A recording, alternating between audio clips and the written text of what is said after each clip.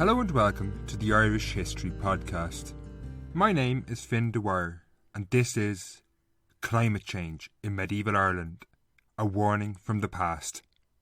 Over the last few months, Ireland has been mauled by atrocious weather.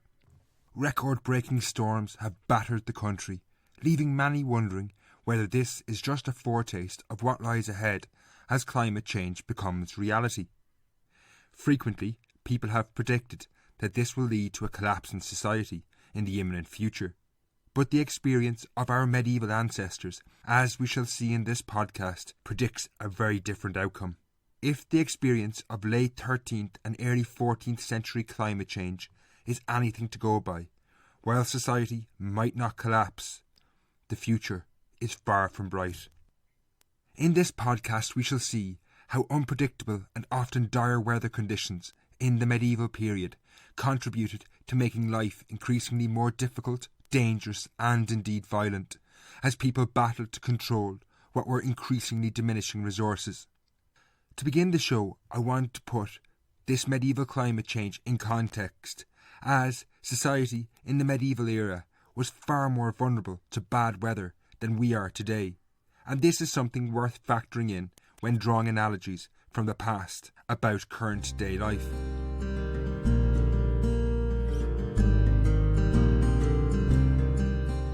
While moaning about the weather is a favourite Irish pastime, our medieval ancestors must have never stopped. Their lives were far more impacted by adverse weather than ours is today. On a minor level, even a normal rainy day must have made life far more miserable. People didn't have Gore-Tex or waterproof raincoats. Instead, most wore garments made from natural fibres such as wool. If these got wet, they soaked up water and were much more difficult to dry out.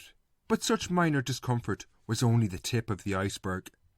In almost every aspect of life, poor weather had a much bigger impact in the medieval world. Indeed, a brief look at the world of sea travel, crucial to trade during this era, highlights this. In the 1250s, the clerk Roger de Evesham was crossing to Ireland from England to carry out some business on behalf of his master, the Dean of St. Martin's in London. Travelling across England, he arrived on the coast of Wales. However, there he had to wait for 9 days for bad weather to clear. Going to sea in bad weather could be a death sentence in the medieval period, as ships were tiny vessels, scarcely 30 metres in length and dependent on sail power. Even when the weather did clear, Roger took what could be described as a calculated guess by boarding ship and hoping the poor weather would not return. He wasn't very lucky because while he was at sea, a storm blew up. This effectively stranded him in the middle of the Irish Sea for 3 days. With only sails to rely on, the storm rendered his ship unable to move. Eventually, Roger successfully landed in Wexford, after what should have been a 24-hour journey turned into a 12-day epic on account of the weather. Nevertheless, Roger was, in some respects, lucky. Some of those caught at sea in storms didn't survive to tell the tale. Most famously, Walter de Thornbury, the Treasurer of Ireland, was killed along with 150 others in 1313 when crossing to England. Sea travel is just one example of how inclement weather impacted life in the medieval period in ways we cannot imagine. Similarly, almost every other aspect of life, from the economy to buildings, were equally vulnerable. Indeed, even the most well-built structures could be damaged by storms. In 1228, the only recently completed Dublin Castle was severely damaged by wind, and a carpenter, only recorded as Walter the Carpenter, was paid 24 marks, the equivalent of £16, to carry out the works on the towers in need of repair. Cathedrals were also susceptible to damage. In July 1461, the east window of Christ Church Cathedral blew in, bringing down masonry on numerous relics stored below it. Now, by this point, I hope you're getting a picture of a society which was heavily impacted by bad weather and therefore highly susceptible to even small changes in climate. When poor weather became increasingly frequent in the late 13th century, Unsurprisingly then, life also became incredibly difficult.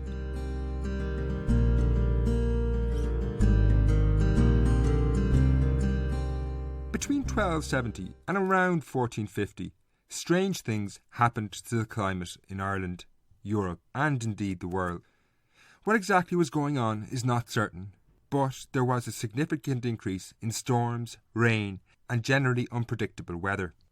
This was once thought to be the beginning of a period called the Little Ice Age, but in recent years, economic historians have seriously called into question whether this period of climate cooling, which supposedly lasted up to the 19th century, actually happened. This debate is kind of outside the scope of our podcast today.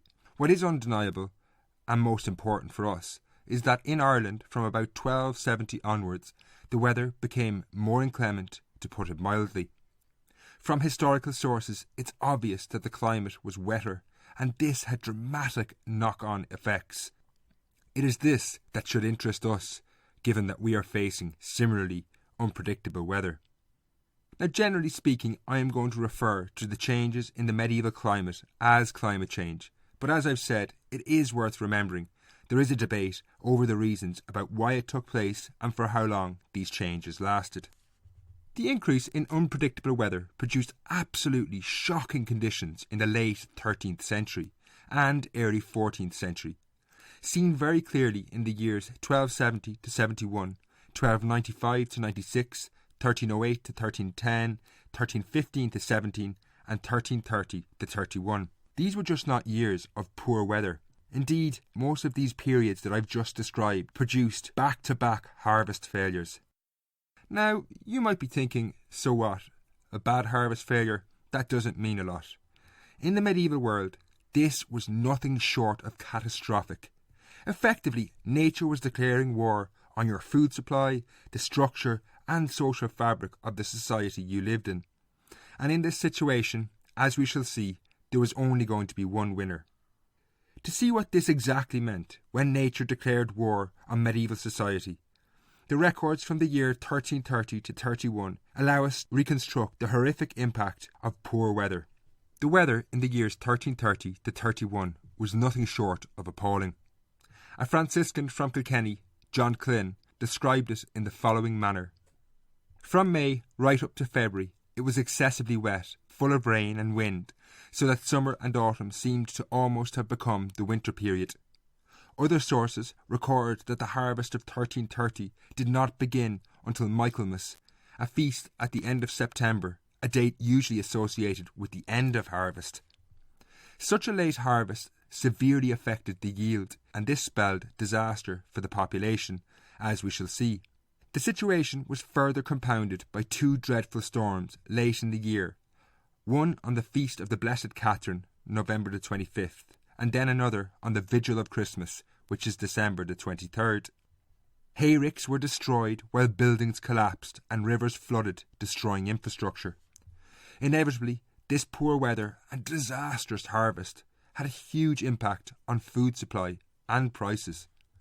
The Kilkenny friar, John Klyn, recorded that importation of grain through the summer did keep prices stable, but later in the year this source of food dried up, presumably as sea travel became impossible in poor weather. Prices began to skyrocket.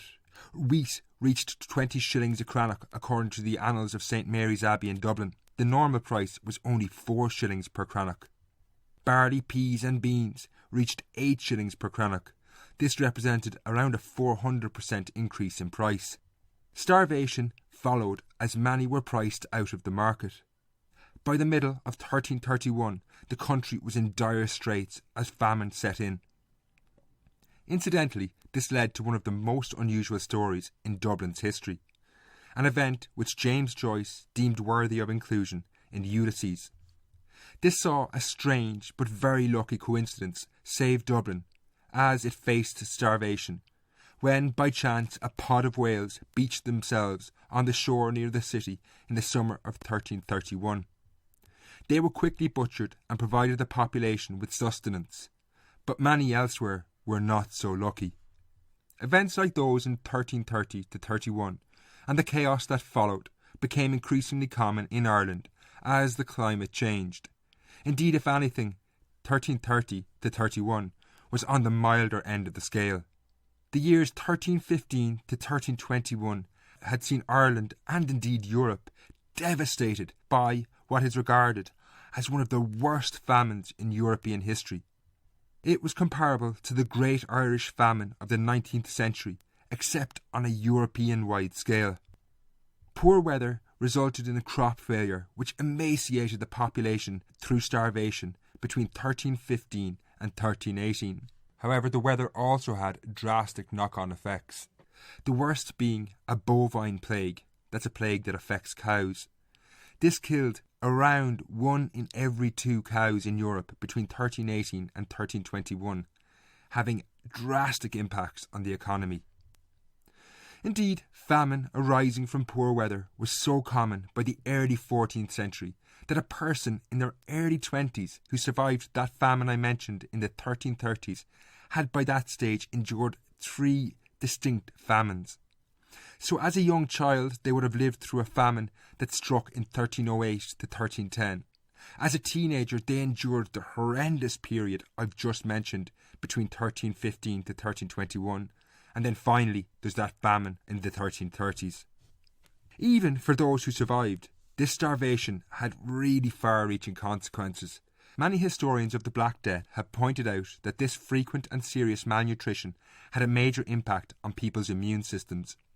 Indeed, it may have been a contributing factor as to why the Black Death was so devastating when it swept through Europe in 1347 to 1349. It killed somewhere in the region of 45% of the European population. While famine caused by the changing climate resulted in immense hardship, it was warfare arising from these food shortages that had the most long-lasting social impact. Now, to understand this, we must now turn to the Gaelic Irish and see how they were affected by this drastic weather, because they were arguably the most vulnerable in medieval society. But before I do this, I want to take a quick break.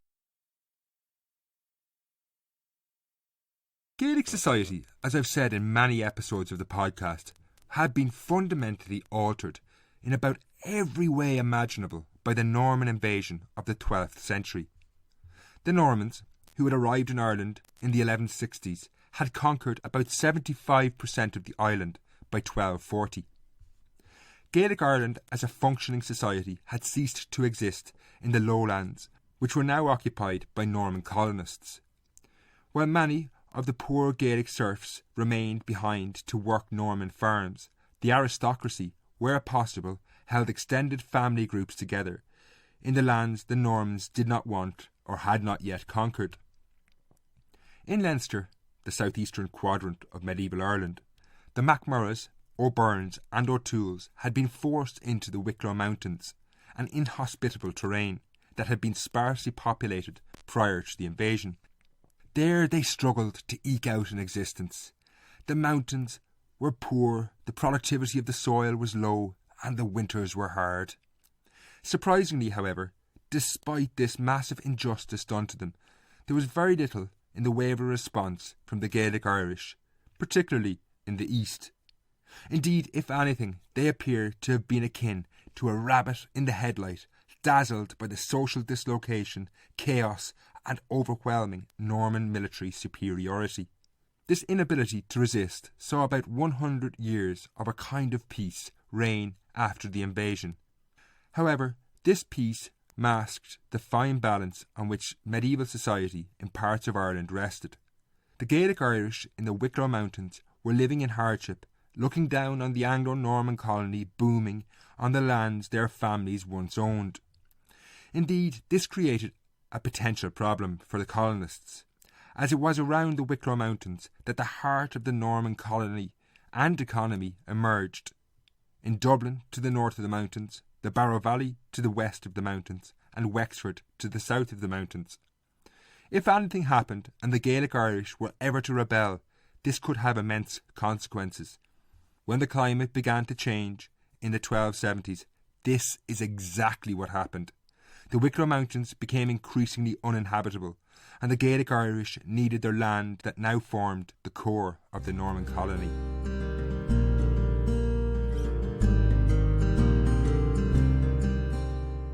By 1260, there was some signs serious opposition was mounting to the Norman invasion of Ireland, but this was generally in the far west, isolated from Dublin, or at Wicklow for that matter. In the west, the powerful Gaelic families attempted to roll back the invaders. This was marked by two great victories, firstly at the Battle of Callan in Kerry in 1262, and then more spectacularly in 1270. That year saw the O'Conors crush a huge Norman army led by the Lord of Connacht, Walter de Burgh, along the upper reaches of the Shannon River around the castle of Auchinkeep in a battle fought over 3 days. While the west of Ireland was raging with war and the Normans were not faring too well there, the colony in the east appeared to be as peaceful as ever. Indeed, the battlefields of Auchinkeep and Callan were over 2 days' journey from the capital in Dublin, and for many, they probably seemed a world away. However, this situation did not last long. While the O'Conors inflicted that terrible victory on the Normans in 1270, the first serious effects of the changing climate were making themselves felt in the east, in and around the Wicklow Mountains. Indeed, the impact of this changing climate would have far more consequences than both the victories at Auchinkeep and Callan. It would bring war to the core of the Norman colony in Ireland for decades and transform the area for centuries. The trigger for this war was the weather, which in the early 1270s was dire and brought harsh famine as the harvest failed in 1270 and 1271.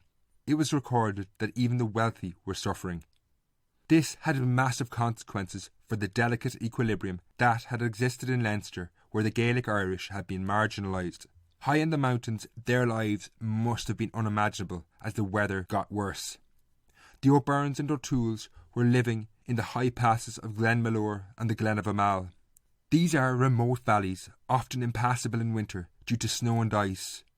One can only imagine what conditions it must have been like in these areas, where starving people lived in shelters with no central heating, with only a fire in the middle of a room to warm them while snow fell outside. Something had to give, and in 1270, the peace that reigned in the east since the invasion was shattered. The O'Byrnes and O'Tooles raided Anglo-Norman settlements looking for food. This soon turned into a large-scale revolt, no doubt fuelled by long-held resentments. Many of the once relatively peaceful colonial settlements in Wicklow and South Dublin now lived on tenterhooks, wondering if any noise in the night was a raiding party from the mountains. While peace did return in 1282, this upheaval was a grim portent of what the changing climate meant for the Anglo-Norman colony in Ireland. The increasingly harsh climate had transformed long-held resentments among the Gaelic Irish into revolt. If famine came again, it was obvious what would happen. By the 1290s, Ireland was yet again hit by ferocious weather, and severe famine followed suit between 1295 and 1297. Even the poor of Dublin were reduced to eating the bodies of executed criminals, so one can only imagine what life was like in the Wicklow Mountains. Predictably, the Gaelic Irish in these mountains, desperate for food, revolted again. This time it was difficult to control, and no sooner had some kind of stability returned to the region than attacks surged again in 1308, provoked by bad weather and famine. It was clear the climate was growing increasingly unstable, and the Gaelic Irish could no longer survive on the fringes of Norman Ireland. They increasingly needed land and the food it produced, which had been taken from them by the Normans during the invasion. This had huge consequences for the colony, as almost continuous warfare erupted after the desperate famine of 1315 to 18. Indeed, the colony in the East Wicklow region collapsed under the weight of these raids. Worse still, in West Wicklow, the Gaelic Irish began to push down off the mountains and threaten the key routeway of the Upper Barrow Valley. While it was by no means the only cause, the change in weather in the late 13th century was a major factor in the crisis engulfing the Norman colony in Ireland. However, Wicklow wasn't the only place that the changing climate had an impact on Gaelic Irish society. As we shall see next, it drastically altered the situation among the Gaelic Irish in Ulster as well.